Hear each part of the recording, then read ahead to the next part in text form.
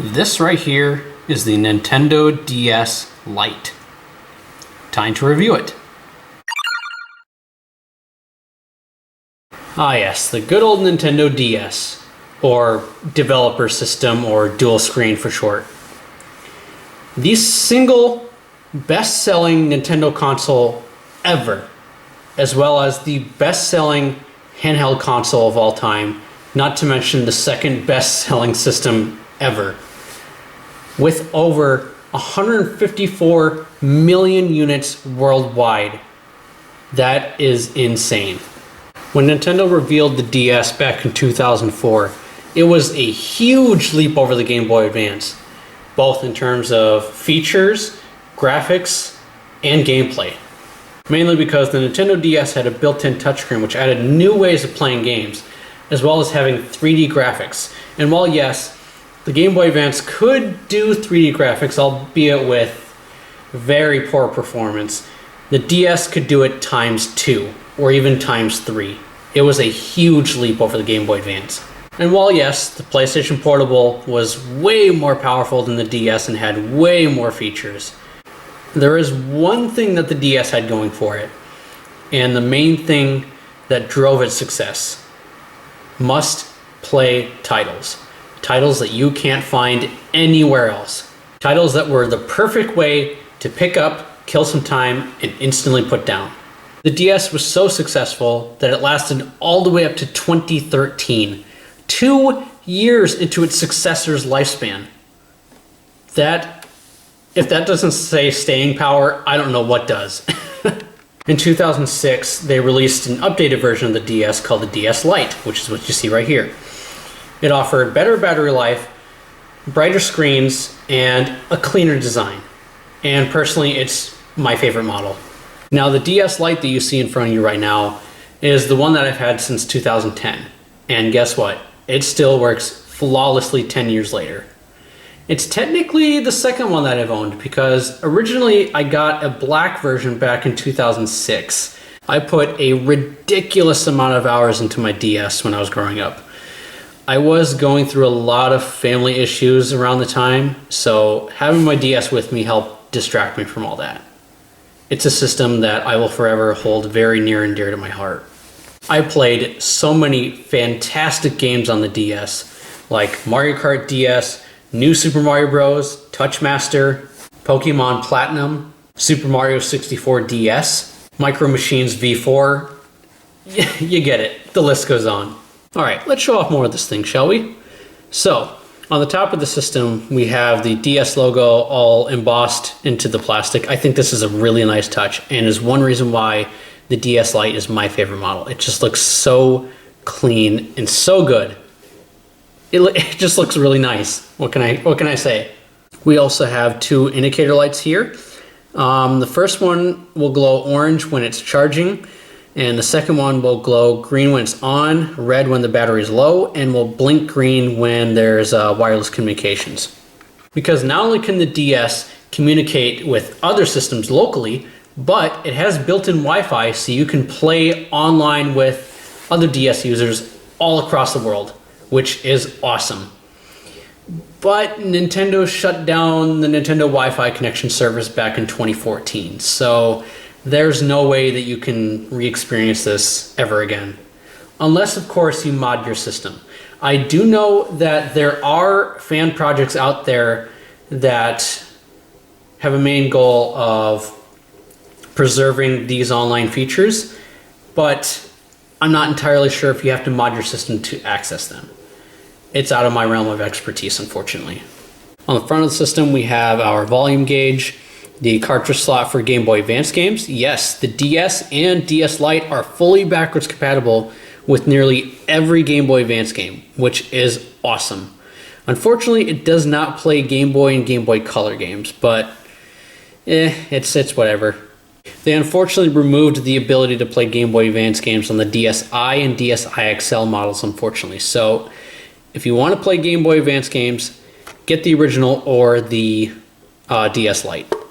And on the far right, we have our headphone and headset jack, which I haven't seen any headsets that actually use this specific port right here, the rectangle one. I'm not entirely sure if that's specific to DS headsets, but again, I'm not entirely sure. On the left side, there's nothing. And on the right side, we have the stylus for the touchscreen. This stores in there like so. And the power switch, which unfortunately, unlike the DSi, there is no way to reset the system. So if you want to get back to the main screen, you have to power the system off entirely and power it back on, which is a little annoying, but it's only a minor gripe.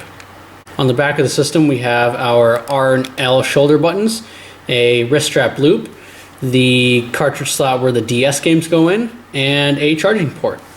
And on the bottom of the system, we have our battery, Nintendo DS Lite logo, Nintendo logo, and a bunch of FCC nonsense. On the inside of the DS, we have our 2 speakers. They sound okay. They sound a lot better on the DSi, but again, they sound okay. We also have our 2 screens. This screen is display only, but the bottom screen is display and touch. But it's a resistive touch screen, which means you have to calibrate it every once in a while, which is a little annoying, but it is what it is. We also have our microphone, the D-pad, which feels really nice. Of course, all Nintendo D-pads feel really nice. And our A, B, Y, and X face buttons, and the start and select button. Now, I'm sure all of you are just antsy to find out the juicy specs of this little guy. Well, for starters, it's got 2 TFT displays with a maximum resolution of 256 by 192. For audio, it's got stereo with 16 PCM/80 PCM channels. For the CPU, it's got 2 ARM-based processors. The first one is a 32-bit ARM 946E-S. That's the main CPU. It's clocked at 67 megahertz, and it's used for gameplay and video rendering. And then the second processor, which is a 32-bit ARM 7 TDMI, clocked at 33 megahertz. That's the co-processor, and it processes sound output, Wi-Fi support, and takes on second processor duties for Game Boy Advance games. For memory, the DS is supporting 4 megabytes of PS RAM, which it's actually expandable to 8 megabytes using the Game Boy Advance's cartridge slot. That was only used for the Nintendo DS internet browser though. For storage, the DS uses 256 kilobytes of serial flash memory. The DS weighs 275 grams or 9.7 ounces. And finally, the DS uses a rechargeable 850 milliamp hour battery, which lasts about 15 to 19 hours on standby mode and 5 to 8 hours of gameplay on the highest brightness setting. Yeah, that's right, you heard me correctly. 15 to 19 hours of battery life. Well, in standby mode at least. But still, that's very impressive. And here are my games. I don't have as many as I did growing up because I got rid of a lot of them, but I still have a few. And luckily, DS games are ridiculously cheap nowadays, or at least most of them are. So first up, we have Sonic Rush Adventure. This is a sequel to Sonic Rush, and it's a fantastic sequel and a great Sonic game overall. It is ridiculously fast, sometimes a little too fast, which causes a lot of accidental death, which is kind of annoying, but it plays really well and it runs fantastic on DS. I recommend this one. You can't have any Nintendo system without Mario Kart. And the DS has one of the best ones of all time. It was the very first one that had online play, which was awesome back in the day. And what can I say? It added so many great features to Mario Kart. And yeah, it's fantastic. It's Mario Kart. Duh. There's never been a single bad Mario Kart game. Super Collapse 3. This was originally on PC, and it's just as fun and plays just as well on DS. It's... what else can I say? It's a puzzle game. It's great. Pick it up on PC or DS. You're going to have a good time. Namco Museum DS. I am a sucker for Namco Museum games. And the DS has a surprisingly good one. I think there's 7 games in all, which is a pretty decent size. It's got a decent selection too. I kind of wish that there were more games on here, but it's on the DS. I can forgive it. It's got a good selection, and that's the most important thing. Super Mario 64 DS. This is a remake of Super Mario 64, in case you couldn't tell. They were showing this off a ton when the DS was first coming out because, you know, the DS is a 3D system and they were showing off what it could actually do. And it's a really good remake. There are a few design choices that are kind of frowned upon by fans of the original. And the game really suffers because the DS does not have a D-pad, and in terms of controls, it hasn't really aged all that well. But I still really enjoy it. New Super Mario Bros. This is one of my favorite DS games of all time, and one of my favorite games of all time. I played a ridiculous amount of this game growing up, whether it be at home, on field trips, on camping trips. I was playing this game no matter where I was. It is a fantastic Mario game. It really rejuvenated the classic Mario Bros. Style when it really needed it. You are totally missing out if you don't pick up this game if you're looking to get a DS. It is a must-have. And finally, we have Bejeweled Twist. Bejeweled is my favorite puzzle game of all time. And Bejeweled Twist is a really, really good entry.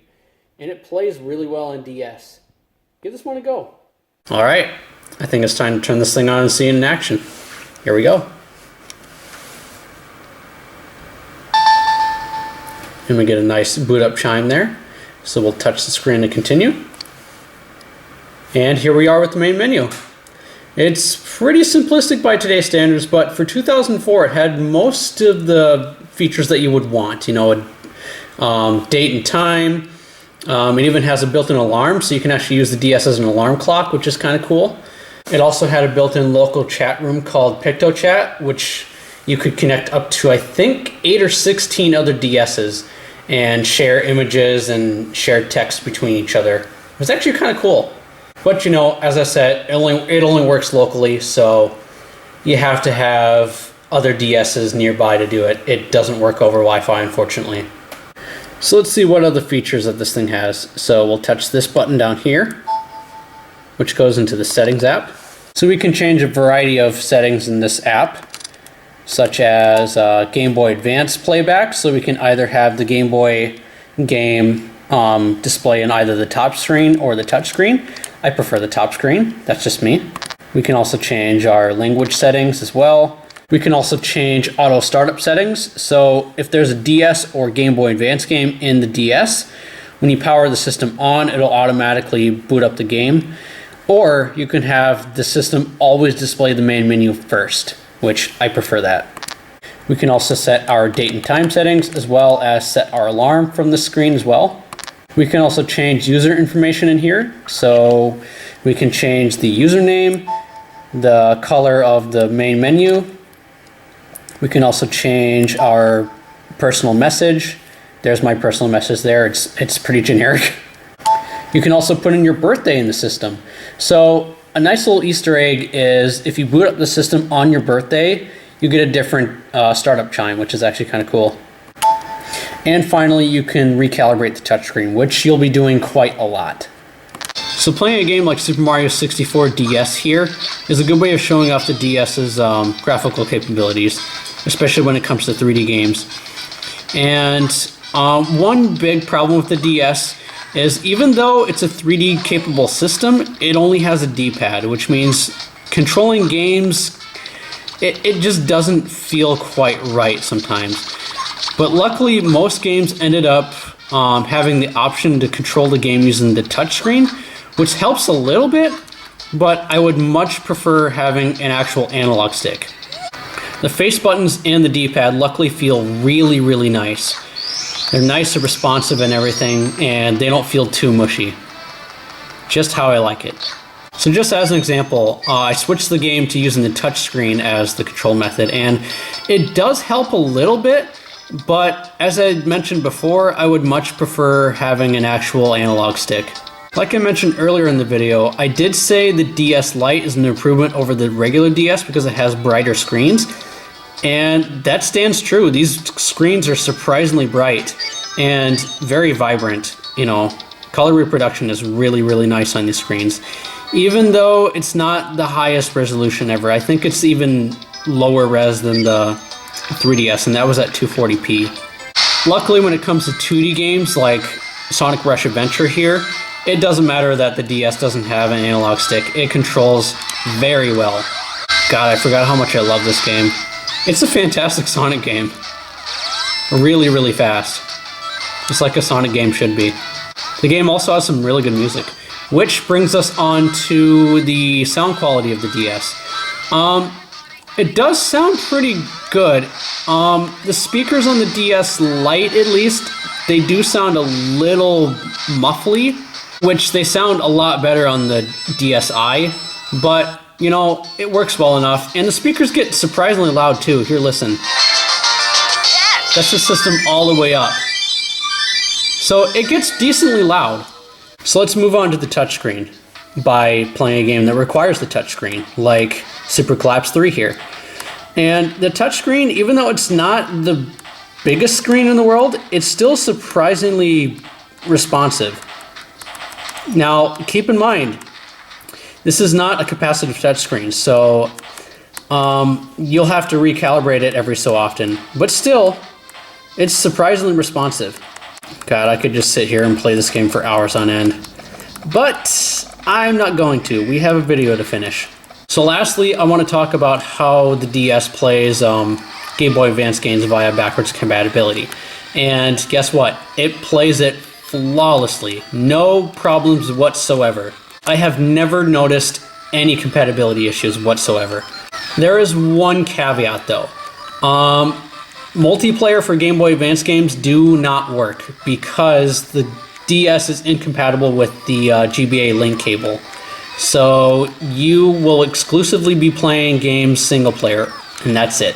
Which it does kind of suck, but it's a minor annoyance. Game Boy Advance games will also play in a smaller screen, so they won't take up the entire screen size of the DS. Which, you know, again, it's a little annoying, but you know, it is what it is. And so there you have it. That was the Nintendo DS Lite. There's a good reason why the DS was such a runaway hit for Nintendo. It is a fantastic system with thousands and thousands of must-play incredible titles. But nowadays, I don't really recommend one. Now, before you go to the comment section, let me explain. Even though the Nintendo DS line of consoles are ridiculously cheap nowadays, including the games, the 3DS is fully backwards compatible with DS games. So it just makes more sense to play DS games on there, considering they play and look a little better on 3DS. But that's just me though. You might be different. If you prefer playing games on their intended consoles, then yes, pick up a Nintendo DS. But there's still benefits of picking up a Nintendo DS, especially when it comes to homebrew, because the DS was one of Nintendo's most pirated systems. The DS has a pretty sizable homebrew community and has plenty of homebrew projects to toy around with. So if you're into that, you've got the perfect system for that. So, to recap, the Nintendo DS is a system I will forever hold near and dear to my heart. It was a system that got me through some very tough years in my life. It was the system that introduced me to Super Mario for the very first time. And it just felt like an honor to own one back in the day because it was so popular. Everybody had one. If you had a Nintendo DS, you were the cool kid. You had people swarming around you. So, I think that wraps up the video. So thank you for watching, and I'll see you all next time. Alright, I think it's time to turn this thing on and show it in action.